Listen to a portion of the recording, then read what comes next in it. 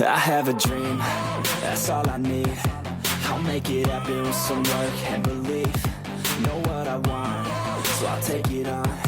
I'll make mistakes, but mistakes make you strong. Hi there, welcome. Is it actually possible to time the market and do it consistently? Well, the short answer is yes. But the real question is more along the lines of, is it worth the headache and risk? And if so, what strategy can we implement to do this consistently over time? It's impossible! It can't be done! And what could be the impact on the portfolio be? How much extra could we get? Money, money, money. Here we go. Money talk. Here comes the money. Money, money, money, money. Dollar, dollar. Dollar, dollar. Ching, ching, bling, bling. Cut the chatter. You ain't talking money. In this video, we're going to take a close look at this idea of timing the market, or at least my take on how to accomplish it, and the consequences of doing it. Somehow I always seem to end up in a discussion with people who really believe that timing the market is a great strategy, and the usual trade in and out of stocks, i.e., gambling. For me, timing the market is not buying a stock when it's up a lot and selling it and buying it back, rinse and repeat. That's not really a part of real investing. That is true gambling. You might as well go to a casino. I have been investing for a long time and I have experienced the last 3 major crashes firsthand. And experiencing these crashes has made me gain a little bit of insight in how things work and what is possible and what is not possible. And if you're really able to time the market consistently. Spoiler alert, you're not. But let's start with the basic premise first. What does it mean to time the market? What are the disadvantages? What would it take to do it? And is there empirical evidence that we can use to our advantage? So let's look at it in an objective way and see if we can learn something from history. My goodness, what an idea. Why didn't I think of that? First, what does it mean to time the market? Well, to me, market timing is the opposite of buy and hold. Most people believe this means trading in and out of stocks to maximize gains in the short run. But the real meaning of a market timer is a person who holds all or most of his or hers cash until a predetermined action occurs. Typically a crash, or at least a large correction. When waiting for the perfect time to deploy said cash, the perfect time here being a fluid and hard to determine time, 2,000 years later. it's almost impossible to time the bottom or the top, and as I said, it's almost never a good idea to try it. They all have the same issues in common. They're going to be sitting with their cash in a big pile and just waiting for the right moment to strike, and will be missing the perfect time, at least most of the time. You will almost never be able to hit the perfect bottom. Usually, a market timer will believe they'll gain so much extra value by waiting for the lowest possible price, and this will increase their overall performance, and they don't mind losing all those compounding gains in the meantime. That brings us to the disadvantages of market timing. A market timer will need to have substantial amount in cash for it to make sense to do this at all. They will probably lose the gains and the compounding effect in the meantime. And those can be a lot. Let's say you have to wait a year and the stock market goes up, 25%, which has happened before. Then you just lost 25% already. So even if you get a correction of 25%, you're back to square one. And they also introduce a lot of extra risk. But let's hear what Peter Lynch has to say about this. The stock market's a very good place to be, but I can toss a coin now. Is it going to be lower 2 years from now? Higher? I don't know. More people lost money waiting for corrections and anticipating corrections than the actual corrections. Some will say another disadvantage is the risk of doing something stupid when you have to scramble to deploy cash. Sometimes you forget to think ahead, and maybe you don't have the best possible allocation. Or you sell something that will be taxed just because you're trying to make a quick buck. There's also trading expenses, but hey, I don't think that's a big problem today. at least for most people. But I just need to tell you, when I looked at my portfolio and my trading expenses over the last 5 years, you would be amazed how much it actually cost me. I used around $3,000 in the last 5 years. And yes, some will say that their trading platforms have no fees, but believe you me, you have been paying, just in another way. Maybe it's the purchase price, maybe it's something else. For instance, I always look at Google and Yahoo Finance to see what the actual live current stock price is, and I compare it to the price presented in my trading app. And what do you know? I always get the lower price when looking at Google and Yahoo. I then have to manually enter the correct price, and I still get the buy done or the sell. Another argument I always hear from the market timer is, hey, you can sell everything just before the crash. Wait, what? Enough of the silliness! So you really believe you know exactly when the crash will begin and where it's the best time to sell? And you will be able to sell before it gets real bad? Okay, let's say you're able to sell everything when a major crash happens. I actually tried that once, and I found 2 problems with it. When the crash started, I sold my complete position, but it had already lost 10%, which was about 1 year's worth of gains.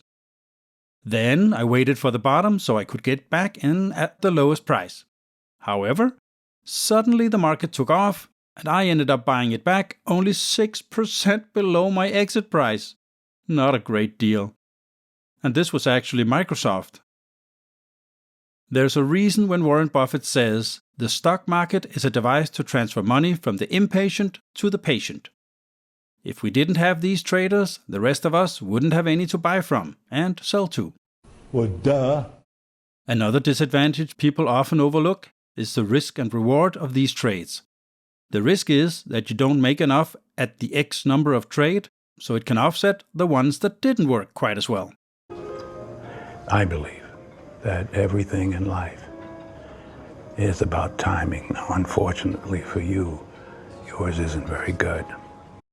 And while you spend your time and energy and maybe get an ulcer doing it, you also interrupt the compounding effect. So why are people so hell-bent to find out when to purchase a stock rather than what company to invest in?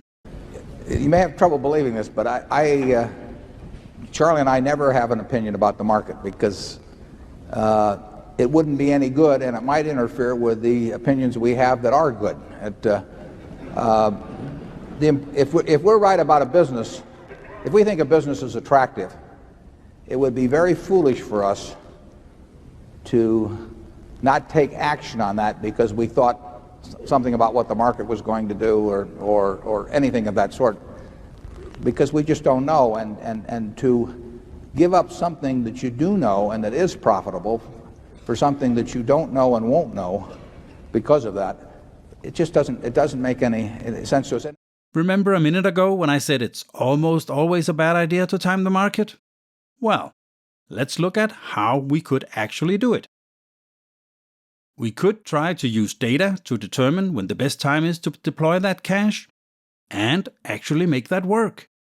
This does not mean selling all your great companies and waiting with a lot of cash for a possible crash. It's more a way of holding off investing until the data gives you a better deal. Hypocrite! Yeah, I get the irony. That is also a sort of market timing. But at least I'm using data to gain that extra edge. If we look at the historic data of the stock market, there are clear signs to look at. Some months are better for investing than others. Here we see the S&P 500 performance from 1929 to 2023. That's 95 years of data. So the data here is pretty good. As you can see, the statistical best months to deploy cash would be September. Granted, it's only 1.17% better. And remember, as this is the median, some years the drop is 12%, some years it's not that bad. But over a long period of time, September would be the best month to buy. Here I have the same data for the last 24 years, well, almost. And if we look at the median, it's around 2%. In those 24 years, the S&P 500 dropped more than 8% in September in 5 of those years, and if we sum up all the years together, September is absolutely best month to invest in, followed by a horrific June, but more on that in a minute. Well, let's look at the Nasdaq then. As the Nasdaq is a tech index, the drops are expected to be a lot higher, and they really are. The worst drop in the Nasdaq was in 2001, where it tanked with over 35% in February. Well, that was a dot-com bubble that burst. That was basically the whole year of 2000 and 2001. So, if we leave them out, the worst drop was around 20%. If again we sum up all the months, September sticks out with its catastrophic minus 70% over these 24 years. The weird part here is that June is not number 2 in bad performance. In the Nasdaq, the worst months are September, February, and December. What about the Dow Jones then? Well, the same trends are apparent here. September is the worst performing month. After that comes June and then February. If we combine them all together, we see a clear picture of where we statistically would get the best deals in these indices. September being the best month to buy, followed by June and February. This actually matches up quite nicely, so instead of investing every month, when we get paid, we could regularly invest in February, June, September, and maybe a little in December. Using this strategy, we would be able to, statistically, buy when the market as a whole is the cheapest. Now, why are these months always the worst performing months? Let's start with September. Usually, institutional investors call this the September effect. There are 3 main reasons, and they're kind of all related. Funds and large investors, they usually rebalance their portfolios and take profits. Usually they have their fiscal year ending in September, and this is where they clean up the portfolios. Fund managers get rid of their losing positions so they can get their bonus. Retail investors also rebalance or change their portfolios at the end of summer too. They get back from their summer vacation and suddenly they have the need for some money for their back-to-school expenses and such. All this has a butterfly effect.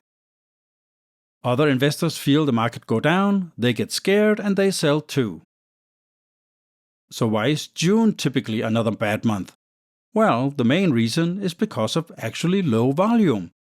To sell a stock, you need a buyer and a seller.